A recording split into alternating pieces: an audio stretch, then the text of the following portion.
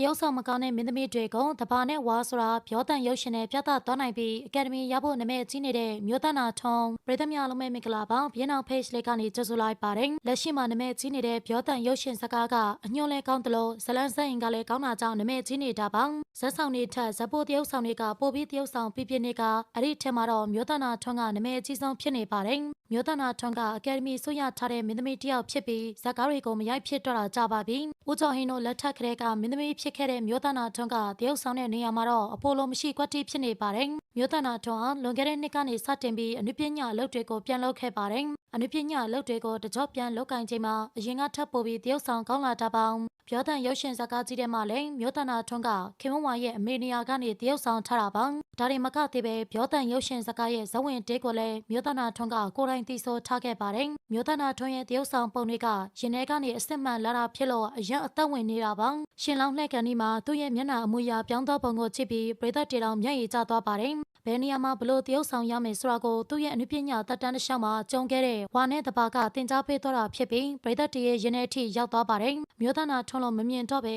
အညာသူကြီးအဖြစ်ပဲမြင်သွားပြီးဒီဇာကားကတော့မြို့သားနာထွန်းအတွက်အကယ်ဒမီဆုပြေးမလွတ်တဲ့ဇာကားဖြစ်ကြောင်းချီးကျူးနေကြတာပါပြောတန်ရုပ်ရှင်ဇာကားရဲ့ဇဝင်တေးကိုလည်းမြို့သားနာထွန်းကကိုယ်တိုင်တီးဆိုထားတာကြောင့်အဲ့ဒီသချင်းကိုကြားတဲ့အချိန်မှာပရိသတ်တွေကမျက်ရည်ကျရပြန်တာပါအစိုးရကြီးတယောက်မဟုတ်ပေမဲ့လည်းအဝေးဝိုင်းတွေများတဲ့မြမတန်စင်သချင်းကိုတောင်မြို့သားနာထွန်းကပြပြတတ်တီးဆိုတောင်းနိုင်ခဲ့တဲ့သူပါစင်ရသားမုတ်ဆိုးမတယောက်ရဲ့မျက်နှာငယ်ရပုံအားငယ်ရပုံတရွာလုံးကမပြစ်ထားပဲသူတို့အလူကိုကိုကြီးကြပုံတွေကြောင့်ဝမ်းသာရပုံတွေကိုတဆင့်ချင်းစီတရုပ်ဆောင်သွားလို့ဒီဇာကားကတော့မြို့သားနာထွန်းအတွက်အနုပညာမှတ်တိုင်ဖြစ်လာစေမဲ့ဇာကားဖြစ်ပါတယ်2025ခုနှစ်နှစ်ဝက်ထိပြသလာခဲ့တဲ့ဇာကားတွေထဲမှာတော့ဇပိုးဆိုးအတွက်အထိုက်တန်ဆုံးကမြို့သားနာထွန်းမဲဆိုပြီးပရိသတ်တွေကမှတ်ချက်တွေပေးနေကြပါတယ်အနုပညာအလုံးနဲ့နှစ်များစွာကြောင်းဝေးကွာနေပေမဲ့လည်းပရိသတ်တွေစိတ်ကျဉ်မှုအပြည့်အဝရအောင်တရုပ်ဆောင်ပြသနိုင်ခဲ့တာပါဆိုရှယ်မီဒီယာတစ်ခွင်မှာတော့ပြောတန်ဇာကားရဲ့အညွှန်းတွေလည်းထွက်ရှိနေပြီးတရုပ်ဆောင်ကောင်းတဲ့အကြောင်းတွေကိုချေးကျူးနေကြတာပါမြန်မာမှုအနုပညာတွေကိုပါထည့်သွင်းပြီးရိုက်ကူးထားတဲ့ရုပ်ရှင်ဇာကားဆိုပြီးတော့ညွှန်းနေကြတာကြောင့်